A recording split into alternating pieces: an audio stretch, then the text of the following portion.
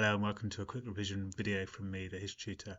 And today we're looking at the Cold War and we're focusing on the transformation of the Cold War in the 1960s and looking at a big 16-mark essay question. What did transform the Cold War? Was it the Cuban Missile Crisis or was it other big events?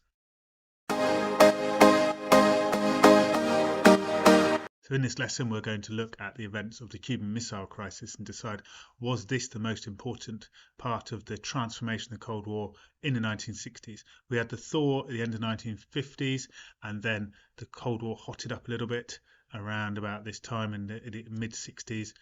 And then obviously, again, it had a bit of a détente later on. So what really started to transform the Cold War in this time period? Was it the Cold War or was it other factors? Maybe the U-2 spy plane? Maybe the events in Berlin? What did really cause a change in the Cold War in this time period? Now, this is going to be very useful for the AQA topic, and this is mainly based around an AQA style question, but this can be useful for all sorts of other exam boards as well, on how to do a big essay question. Now, if you want to follow this in more detail, then do have a look at my revision guide, and there's information and links to this video, and it's going to give you all the notes and all the format to help you write it in a sort of AQA style. Okay. Firstly, we're going to revise our knowledge a little bit and find out a bit more about the Cuban Missile Crisis and the other causes of the transformation of the Cold War in the 1960s. So let's go to a quick quiz. So here is the question and also a quick quiz about the Cuban Missile Crisis to help you revise your knowledge of this, to see the key events that happened. However, if you want to also revise the other two themes, which I'm going to discuss in this one, which is the Berlin Wall and events around that, and also the U-2 spy plane and general themes of espionage, then obviously have a look through those pages in my revision guide, have a recap of those also to help you form your answer. So let's have a go at this quiz first of all. So 12 factual questions. Have a look through the revision guide, have a look through your notes, see if you can answer these questions. Okay, so pause me now and give this a go. Okay, so let's go through some answers then. So firstly, who was the leader of Cuba in 1959? We've got Castro, and obviously, why was the new leader a problem for America? The second question, well, he was a communist and he was buying Soviet weapons. So a communist right on the doorstep of America, only a few hundred miles away. It was a bit of a shock and a surprise to the Americans. So when did they break off diplomatic relations with Cuba? In 1961. So because obviously suddenly they had this communist on their doorstep, they had to start doing something about it. And question 4, the CIA arranged an invasion to try and seize back control of Cuba from Castro, and this was called the Bay of Pigs. Why did the Bay of Pigs fail? Well, JFK, John F. Kennedy, decided he was not going to support it when he became president, and he took away naval and air support, and so the Cuban exiles, a force of 1,500 soldiers, were left sort of on their own, really, against a sort of quite modern Cuban army. So it's a bit of a disaster. And question 6, of course, John F. Kennedy was president during the Cuban Missile Crisis. And question 7, what did the USSR do to help Cuba in the late summer of 1962? Well, they gave them lots of weapons. So they gave supplies for up to 100,000 soldiers, tanks, planes, and it started building military bases for them as well. So, it was great for Soviet Russia to have communists right on the doorstep of America. Throughout this time, there had been American allies right on the Soviets' doorstep. Now they got to return the favour. So obviously giving them lots of weapons to help the Cuban communists was a bit of a no-brainer for Khrushchev. So question number 8, when were missiles discovered in Cuba? So missile bases were discovered with aerial photographs in October 1962, and then a bit of a panic began in Washington. So how many Soviet ships were on their way to Cuba? So 20 were then detected on their way to Cuba. And question 10, what did Kennedy do? Well, he sets up a blockade. So these ships have more supplies, potentially have missiles and nuclear warheads heading off to these new bases being built. And so they've got to stop them. So Kennedy puts a quarantine zone around Cuba and a blockade around Cuba to stop any more ships supplying Cuba, particularly from the Soviet states. Question 11, what is the final deal over Cuba? So eventually a deal was made after 13 days of panicking and the world fearing nuclear war and mutually assured destruction. The USA made a deal with Russia. So the Russians would remove their missiles and their base in Cuba, and secretly Kennedy agreed to move his closest missiles away from Russia, which were in Turkey, and then they agreed to have the hotline installed to ensure there was no future danger of them accidentally blowing each other up. And question number 12, what happened to the Russian leader after this crisis? Well, Khrushchev, who was his military success of removing the Turkish missiles was a secret. He was sacked and replaced by Brezhnev because the people had enough of some of his failures. There was also big domestic failures as well around food supplies, and he was booted out of power. So let's think then now about how we tackle this big question. We revised our knowledge a little bit. So how are we going to tackle this big question? So it's the end of our exam, this question 4 in our Conflict and Tension AQA exam. And we've come across this question. The Cuban Missile Crisis was the most important event in the transformation of the Cold War in the 1960s. How far do you agree with this statement? We've got to explain our answer. So the clues are all there. Really, what skills do we need to show? So as I've said before in other videos, it's very important that you know how to answer the questions. You can revise all knowledge you like, but if you don't know how to structure and argue it, you're probably not going to get more than half marks. So it's really important to know how to correctly put your answer to paper. So have a look over that question. So make a list of the skills you think you need to show to make a really good answer. Okay, pause me now and just have a good think about it and start listing ideas in your revision guide. Okay, so we've got some ideas. So here's my ideas. Firstly, you need to think about this being 16 marks. So we need probably 3 reasons explained. And as I've discussed already, there are 3 obvious reasons. We've got Cuba, we've got Berlin, and we've got the U-2 spy plane incident. Those seem like 3 really good ideas to talk about. We need to explain them in our P or paragraphs. We need to have structured paragraphs. In our paragraphs, we need to include our factual examples. We need to explain the impact of these examples. Try and think about how they are causing problems, not causing problems, successful, failures. Be balanced in your ideas. Try and explain widely in your links. So link to a wider idea, maybe different people, places, times, long-term, short-term. Think about all those wider concepts. In your paragraphs, try to evaluate, as I've said, be balanced. Give a way which is a strong cause or a weak cause, so you're evaluating. And then, of course, at the end, we need to conclude our answer. So these are all really important to make sure we get the top marks and as many marks as we possibly can. If we can do 3 good paragraphs, you can guarantee yourself up to 12 marks. If you can start to evaluate and conclude your opinion, you can get up to the top marks. So there's lots of marks available here.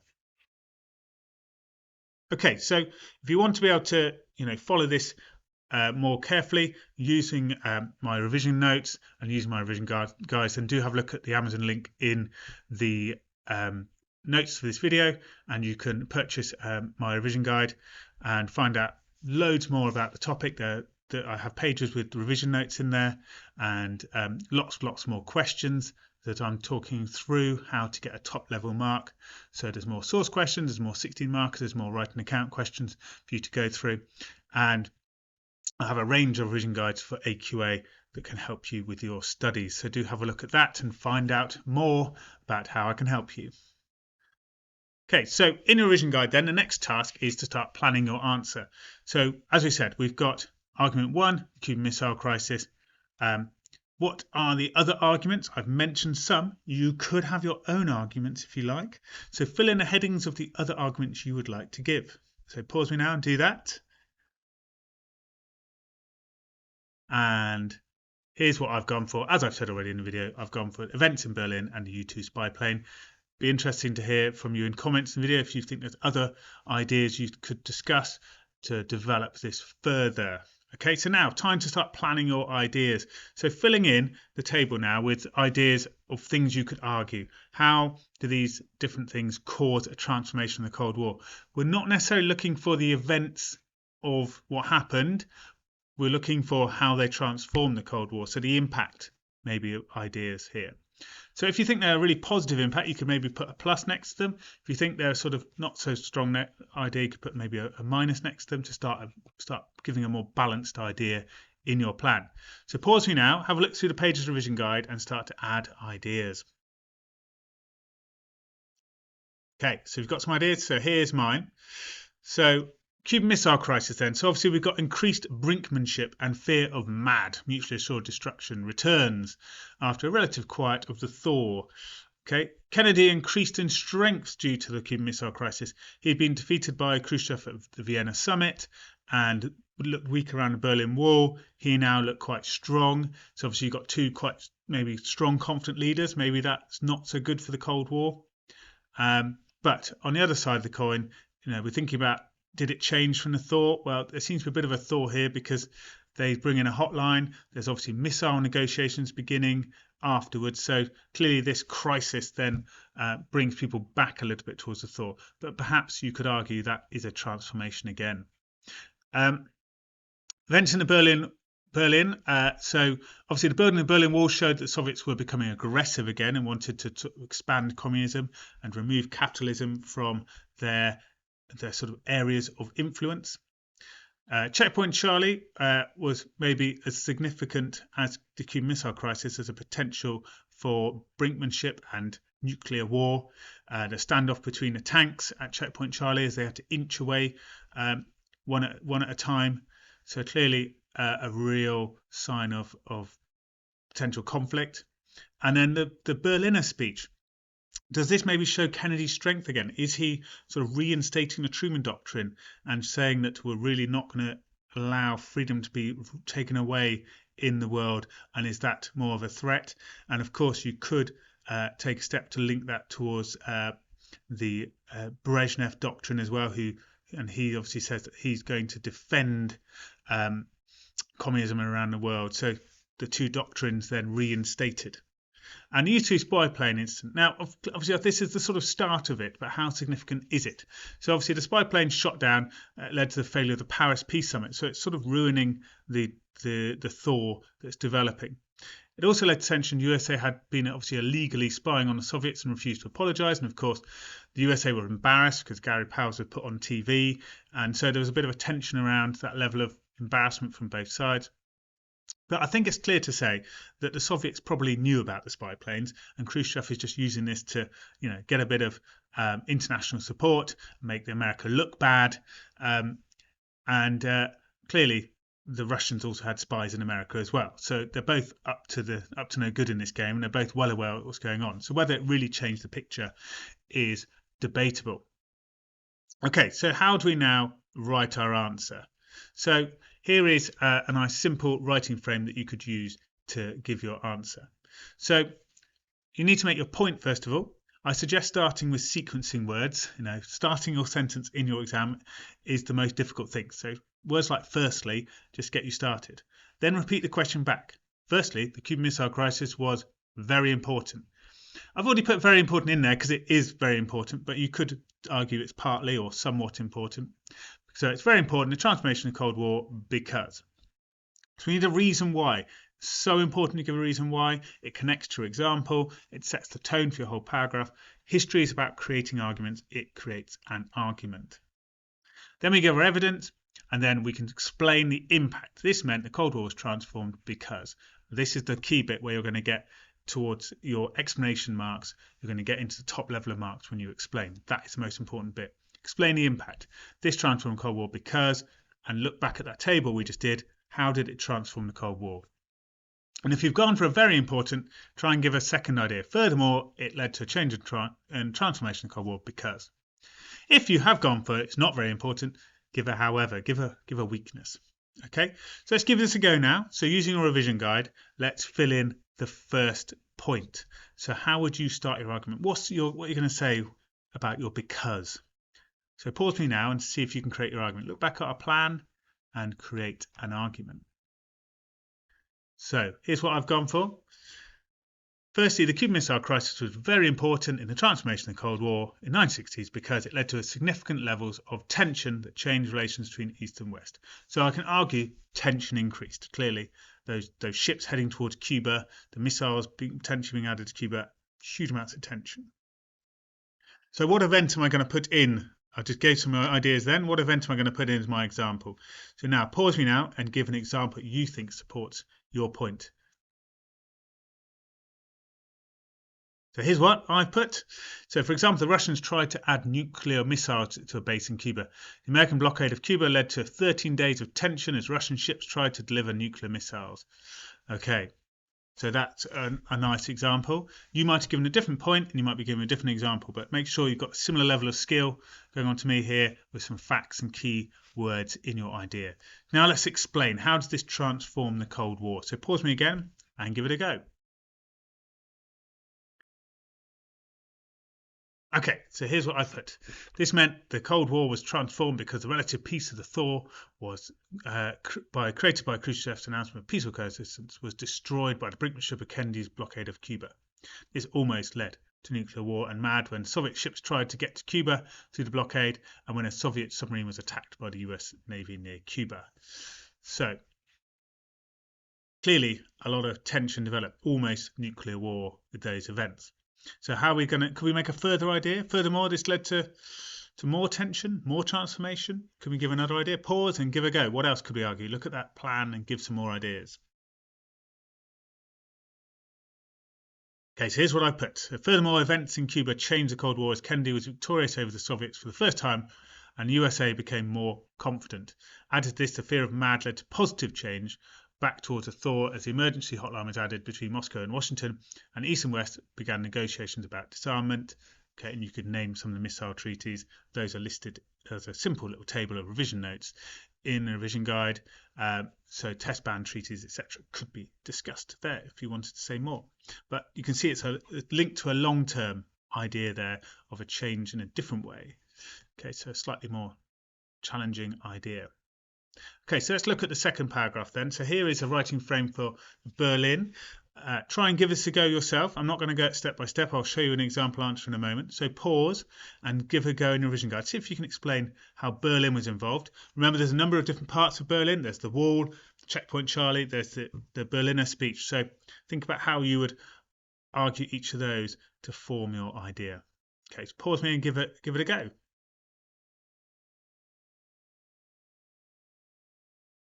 So here's my example answer. So I've said, secondly, the events in Berlin were very important in the transformation of the Cold War in 1960 because they showed that the Soviets were becoming more aggressive and Kennedy had to react.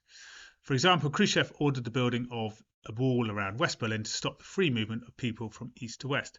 This meant the Cold War was transformed because Khrushchev's actions looked aggressive and they enclosed West Berlin and took away their freedom of movement to the east. This was demonstrated by the Checkpoint Charlie incident when access was refused to a couple wishing to go to the theatre in East Berlin. This transformed the Cold War as General Clay ordered military support and a tank standoff developed. A nuclear disaster was averted by the tanks inching back one at a time. Okay, so clearly a transformation there from the thaw to extreme tension. So furthermore, the Ich bin ein Berliner speech showed that the Cold War had changed as by 1963 Kennedy was in a victorious position over Khrushchev in comparison to events at the Vienna summit. His victory in Cuba and protection of Berlin were factors in the sacking of Khrushchev and the appointment of the Cold War hardliner Brezhnev in the east. The Brezhnev Doctrine promised to protect communist nations under threat and threatened to take the Cold War back to the tension of the 1950s. So again, a link towards a more complex time. The thaw seems to be well and truly doomed at this stage. And then finally, you can have a look at the U-2 spy plane idea. I've already put it down as quite important. It's seemingly less tense in terms of its events and less of a stress. So again, pause me, give it a go. Try and be timely with it. You look through your notes, plan your response, and then see if you can answer a question in this part of the question in 5 or 6 minutes. So you're really testing yourself with your timing as well. Okay, so pause and have a go. Okay, so here is my answer, and have a look through. You can see, of course, here that I've explained as per the plan that clearly the thaw is over because they fell out in the Paris Peace Conference and it's a sort of turning point. But however, obviously both sides knew they had spies and espionage, so perhaps it's not so important. It's a bit of a show from Khrushchev. So finally then, we have to conclude. So here is what I'd suggest you do as your conclusion. Now, clearly, we've already said how important things are at the start of our paragraphs. Clearly, we've also explained our ideas very clearly. So we need to give our view mainly about how much Cuba transformed the Cold War. Is it the most important of the three ideas we've given? And if you're saying yes, then how has it got more strengths compared to the other ones you've argued, so that you're really justifying that view? And that's the main thing you need to be thinking about. If you don't think that Cuba is most important, then you need to say that, and maybe you think Berlin's more important, then you need to compare them and start to develop that conclusion. Okay, so good luck with that. I suggest you practice conclusion. It's particularly important if you want to get those last few marks towards 16 marks, so you're really showing your evaluation and you're developing of your own viewpoint. Okay, well, I hope you found that useful to help you develop your skills of the 16 marker question. Very useful to try and set yourself a question and give yourself about 20 minutes chance to answer it, so you can also practice your timeliness in the exam. For the AQA exam, you've got these 4 questions to do in 1 hour. It's a real challenge to try and get those done in the time. So do look out for more videos, and obviously, as I said, look at the links in the information here, and you can find out about my revision guide, which has got lots more videos in that you could look at as well. Okay, well, I hope to see you again another time for one of my videos. All right, bye for now.